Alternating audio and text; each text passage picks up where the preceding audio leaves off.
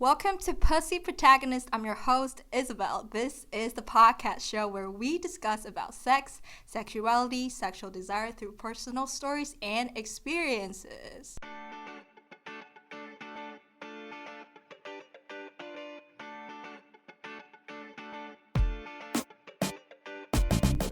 Welcome to episode 4. Wow, I did not know we were gonna make it to episode 4. Today I wanted to talk about something a little bit different, but also something that I feel like everyone would see it in their life, which is the drag culture.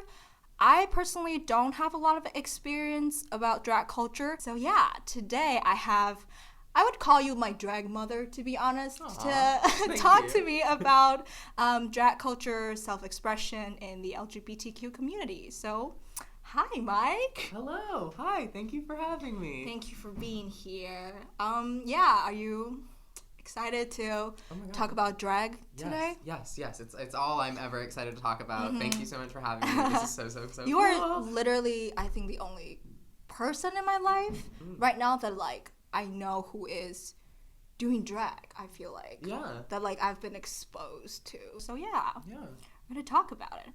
Okay, so I think first thing I want to ask you is that can you introduce a little bit about what drag, what even drag is? Yeah. So I think a lot of people have a lot of misconceptions about what drag is, and very simply put, it's any type of stage performance that you do that is inspired heavily by costumes or playing with gender roles. It could be any person of any gender doing anything, but it is very often associated with the LGBT and gay community. Mm-hmm. Cool. So, because I know you do drag, and I know that a lot of people, when they're doing drag, they're another person. Mm-hmm. I mean, they're still you, but it's they have another characteristic or whatever. Mm-hmm. So, who's your drag person? Can we see that person a little bit? Yeah, I mean, I think for my drag persona, it's pretty much just a heightened version of me. It's just me, but I tell more dick jokes. Mm-hmm. Love that. Yeah, but I do know people that do more there's a girl who's local from my community named Kitty Litter, who during the day she's a big burly man, and then at night she's this sassy bitch. Yeah, literally, this very sassy, she's always wearing sparkles and glitter. Mm-hmm. So that's very different for her.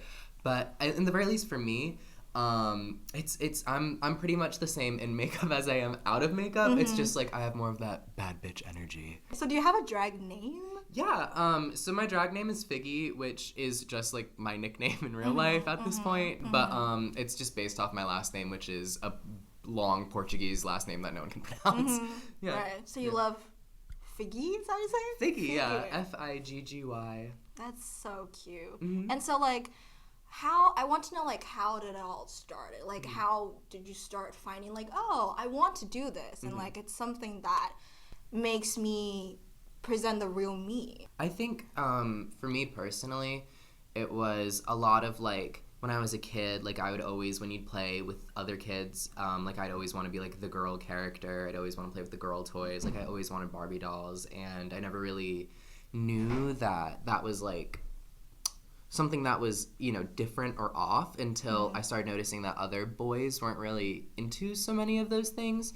And I think I was probably around 10 or 11 where I first saw an episode of RuPaul's Drag Race a long time ago. Mm-hmm. And I remember my mom saw me watching it, and she was like, "What are you watching?" And I'm like, "Oh, I'm watching RuPaul's Drag Race." And she's like, "Oh, those are all drag queens." And I was like, "What does that mean?" And she's like, "It's men who dress up like women." And I was just blown away. I had no idea that was even an option. And I think literally at that age I was like, that's something that I just need to do. Right. Yeah. And so then probably it was always something that I was interested in. I was, always doing, I used to make little sketches when I was a kid with my friends, and I was always playing the female characters, and I had one wig, but in terms of actually doing drag and performing, that wasn't until 14 or 15. Mm-hmm, mm-hmm. Yeah. And do you found when you actually start doing it, do you feel wow, I didn't know I could be this person, I didn't know that I could be so beautiful, whatever. What is it, what's on that mindset? It's definitely the first time you do it and the first time you do it well. I feel like the first couple times you're like, I don't really like this makeup. Mm-hmm. But like when you like finally get like that look and you know what the costume is, it really is like, you know, it's like no other feeling, like to be completely in control of your look and to be completely in control of, you know, your environment. And like it takes a significant amount of work to do drag. So, like, to see everything come together, it's, like, it's fantastic. It's art. Yeah. I call it art. Like, I feel like for me, like, as a girl who, like, I put on, like, dresses and stuff and makeup and stuff. It's just, like, okay, it's just me every day. But then, like, I feel like when you do it, it's, like, everything's just so, like, subtle and, like... Oh, dang. Yeah. Thank you. So you mentioned, like, it takes a lot of time to transform. So, yeah, would you mind sharing a little bit of, like, I don't know, like, I call it, like, the Sailor Moon process. If you're, like, just, you know what I'm saying? It's, like, when you completely just transform into, like, that other person.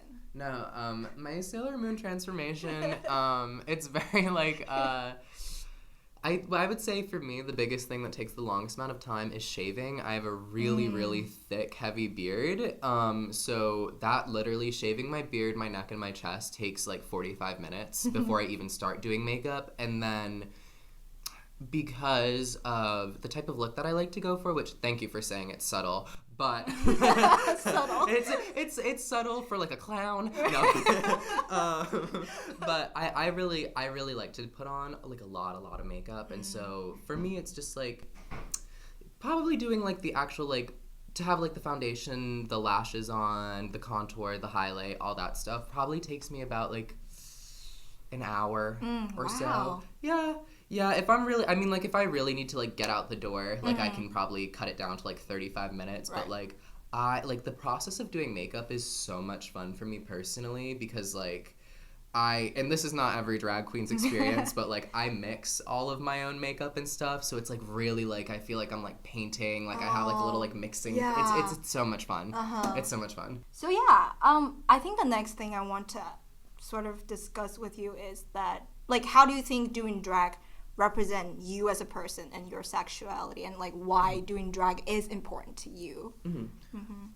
I definitely think for me doing drag was really important because it helped me find other queer people that were kind of doing the same types of things that I was doing, like people who were more into like art stuff and performances and like music and things like that.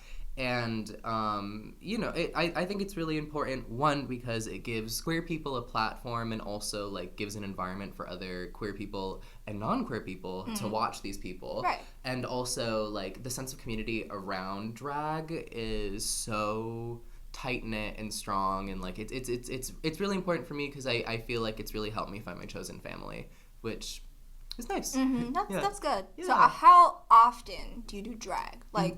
How often do you transform?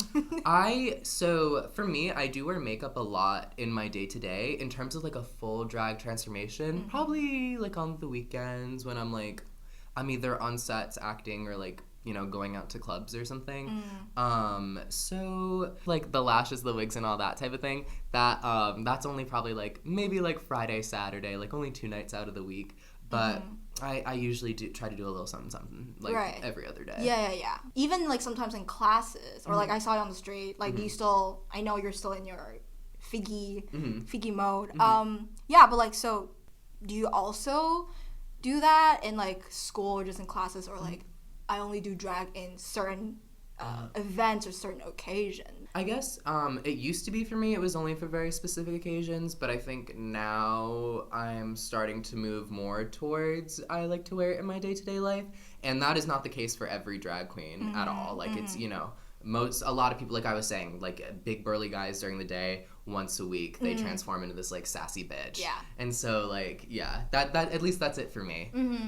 So just like, depending on the mood? Depending on the mood, yeah. Okay. That's cool, yeah, because it's like you said, it's a lot of work. It's a lot of work. And so, you know, because we're both from Emerson, and we talked about this in the last episode of how Emerson's such open LGBTQ friendly community, and like what does doing drag in Emerson felt for you? Or like the people, like what reaction they gave you? Well, I think what's really nice about Emerson is that, you know, I do drag and I feel very confident in that, but the fact that I'm able to experiment, like go to class dressed like that, and no one says like anything. I don't even get like a weird look. Like maybe someone's like, oh, nice shoes, but like, you know, no one's ever making me feel uncomfortable or weird or like, you know, like I look crazy, which I think is so nice. There isn't in terms of like, there's a lot of trans people at the school and there's a lot of LGBT people, but in terms of students who are actively doing drag, there's not too much of a community anymore, just because a lot of them graduated, unfortunately. Oh, so we do have a drag, like, club or a community? Yeah, so last year, Emerson puts on an event called Dragtober, which it's only drag queens that go to Emerson and they compete in a competition, and it's really fun. Last year we got a girl from RuPaul's Drag Race to come and host it and perform. Yeah, Jujubee, fantastic. But this year we just didn't have any people to do it. It was literally just me and one other person. And so it definitely, you know, like the environment doesn't feel hostile or anything, but this year there's not as many drag queens, and I think that's kind of sad. How do you think that doing drags makes you more confident? For me, I'm someone who, even when I look like a guy, I really like fashion. And, like, putting together, like, a really good look, it just, like, the way you hold yourself is so differently. Like, obviously, like, wearing heels and a corset, you have to, like, carry yourself differently. But, like, I don't know. Like, I just, like, knowing that you look really cool is so empowering. Like, walking out the door knowing that you're, like, that bitch, that's cool. So that's what, like, motivates you on, like, keep doing it. Exactly. It's, like, it's that, like, it's, like, you know, that kind of, I'm in control of the way I look, and I look really good. So, like, fuck off. Yeah, exactly. Don't like it. Exactly. Oh, wow. I love that confidence. Thank you. I need to learn from that. So, yeah, I mean, definitely I think along the way, there has to be some stubborn and you know, struggles, right? How about, like, your family?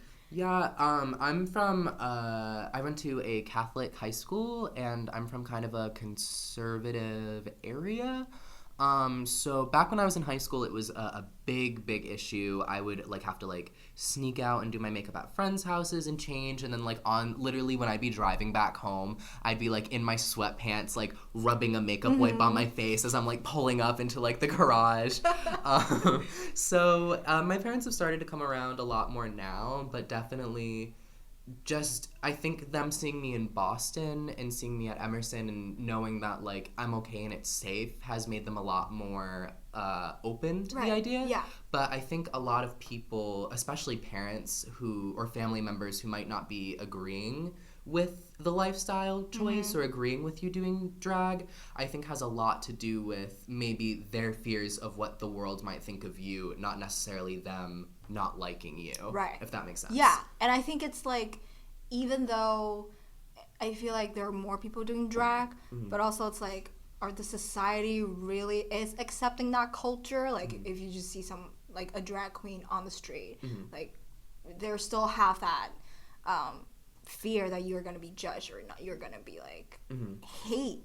But I think a lot of people would associate drag queens as, can straight people do drag? Absolutely. I think one of the biggest misconceptions of drag is that it has to be a certain way. And, you know, drag has existed since forever. Every single culture has a history of men dressing as women for theater and women dressing as men for theater. It's always existed. And those people weren't always gay people. Those people weren't always trans people. Those people weren't always straight people. They were just people. One of my favorite drag queens in Boston, who is a non-binary person, their name is Macbeth. They fantastic rapper, performer, not a cis gay man. Do you know what I'm saying? Yeah. Yeah, and, like, you know what I mean? Like, one of the most talented queens, I think, in the city. There's a really big community of, they call them bio queens, which are women, cisgender women who do drag, who dress up like drag queens and do drag. And, like, I think also that some of them are some of the most talented people that are out there doing drag. It's all about, it doesn't matter who you are, all it matters is that you can wear the look with confidence and do the performance well. Right. And that's what I will say. If you're straight, you should do drag. Yeah, because I don't know if anyone around me that is straight and that is doing drag, but yeah, I just wanted to, like, challenge that concept, because I think a lot of people would be like, oh, okay, like, drag is mostly for people that's considered gay or bi, and that's why, because, like, that's how you usually see the community looks like. But yeah, well said. Yeah, thank you. It's definitely changing since RuPaul's Drag Race has come out, at the very least in the United States and Europe, just because it's been exposed to so many more people on such a bigger platform. And so, like, you know, it's the community of drag has really opened up in the last few years, which I personally think is for the better. Yeah, that's good. So another thing, I think it's that, you know, when we see drag people, I think what they presented are usually like, oh, like, they're presented, let's say you're doing drag, so you usually go with, like, the very, like, feminine looks, like dresses, eyelashes. But, like I know that is a representation of a gender, but, like, do you only be that so you do drag? No, not at all. For example, there's one of the queens who won RuPaul's Drag Race a few seasons ago, Sasha Velour. She always wears, like, beautiful makeup, but always does a unibrow and a shaved head, like a completely bald head, and wears, like, suits, like, whole, like, you know, like, magician's outfits. She's coming to the Colonial Theater in a couple weeks. But, it's not so much about these very feminine looks, which is, like you said, a big part of drag. But there's so many people who are doing things that don't even look human. You know what I mean? Like, there are people who do drag that paint themselves like a blue bitch from Avatar. You know what I mean? Yeah. So like, I think that is a stereotype.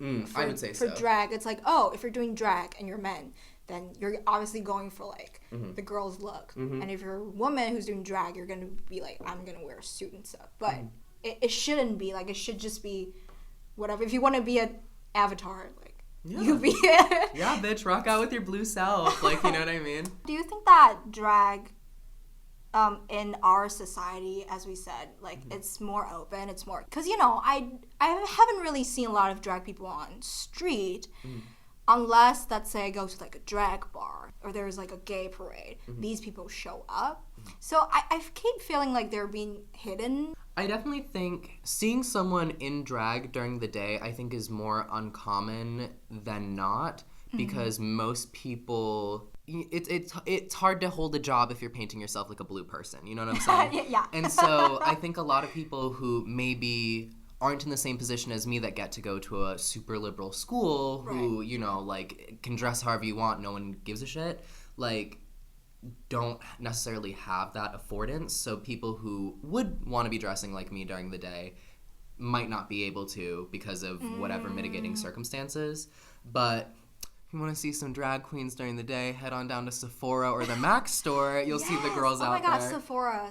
Yeah, I think that's where I've seen most. I mean, they didn't dress as drag, but you can tell that quality from them. Yeah, I think you, like, brought a really good point of, like, it's not that they don't want to dress in a daily, you know, it's the circumstances or the situation that makes them choose that they have to be presented in certain ways.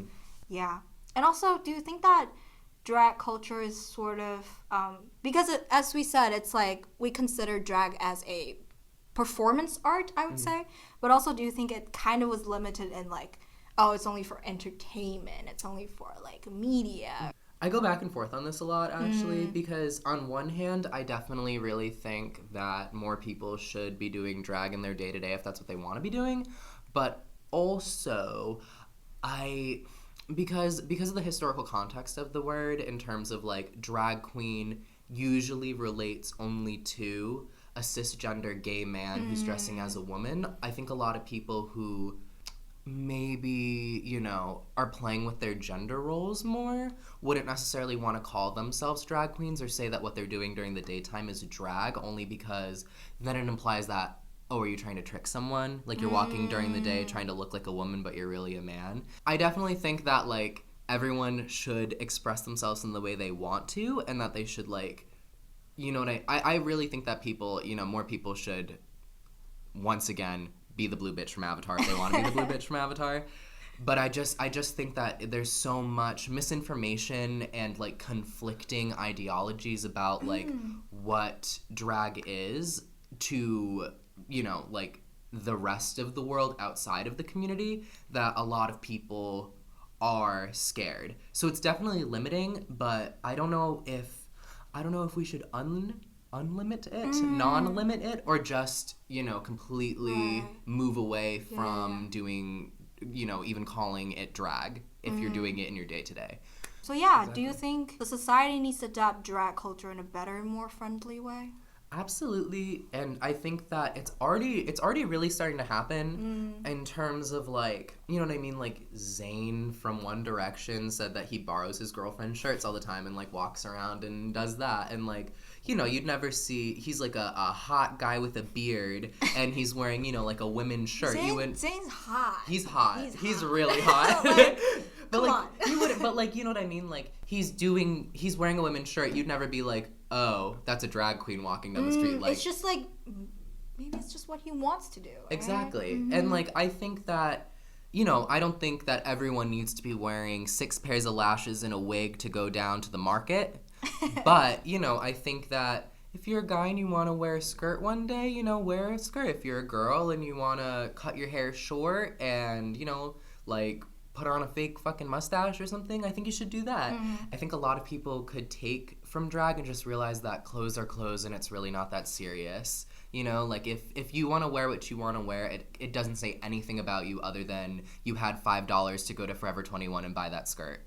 It's like your representation is not tied to your sexuality. Exactly.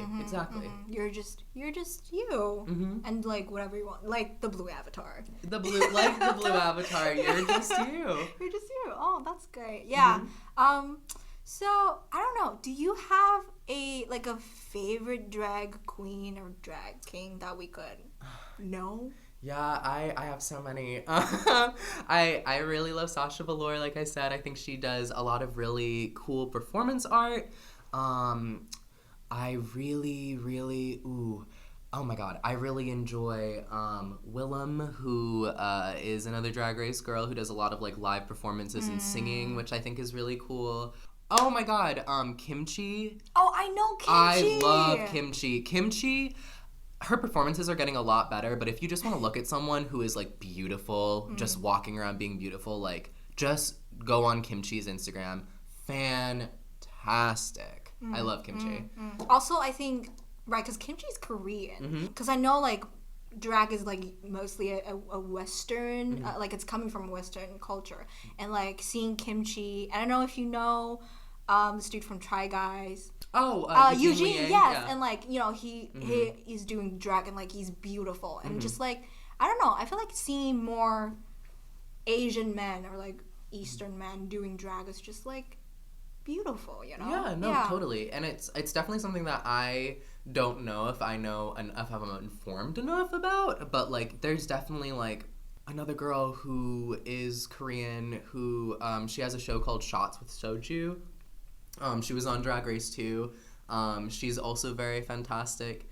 I think it's really unfortunate that, because there are a lot of Asian American drag queens and Asian drag queens that just aren't given the platform, who are really talented and are doing, you know, fantastic things, but for whatever reason, you know, they're not getting the support that they deserve. But I think what's really interesting that I think you kind of touched on is that you don't really see, like, a lot of, like, drag queens from Asia breaking into this market. Yeah. And I think, for me personally, a lot of people who I would consider drag queens are considered transgender women. Or a lot of people that I would consider transgender women are considered, like, feminine gay men, if that makes sense. Right.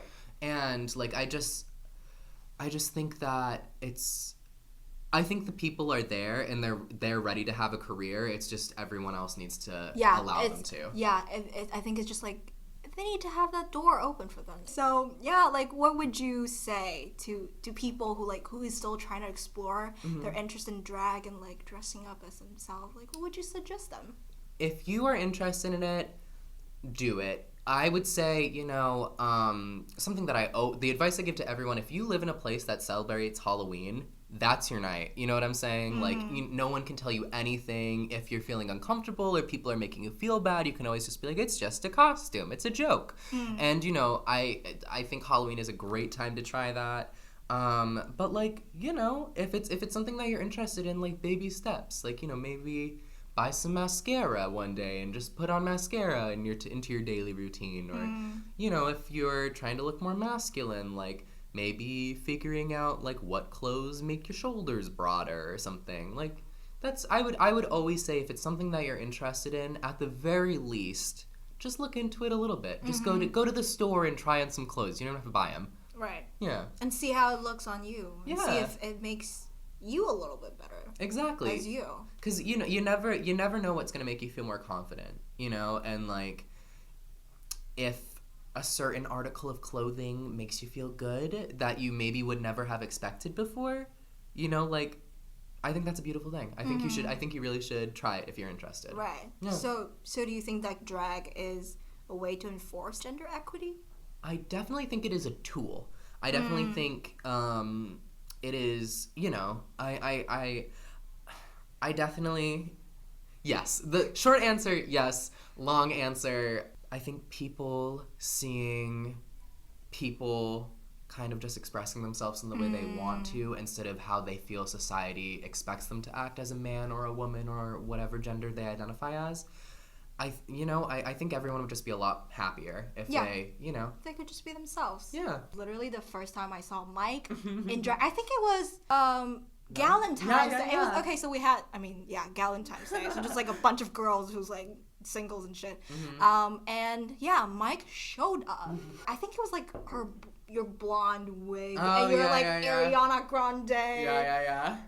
I was like shocked. I was like, wow, this person is so much prettier than I would. No, don't say that. But thank you. I was like, wow, like, and that confidence you bring, like you open that door and then everyone's like screaming for you, and I was like, wow. Thank you. That is amazing. Thank you. And it's about that. It's about like, the feeling of confidence and like, and to your credit, that was one of the first times that I'd experienced that from not like gay people, you know what I mean? Like meeting that group of like straight people, like, it was so, but like it was so nice to feel. Yeah. Yeah. And like, and it keeps you going. It keeps you going. Yeah. It's good. It's good to not only feel the confidence, but also if you're a straight person out there and someone who's interested in drag, like give them an encouraging compliment because it feels really nice. It is even if you are like me, the most beautiful, stunning, gorgeous woman in the world. Sometimes it's still, you're like, oh my God, is my beard poking through right now? Is that person looking at me because,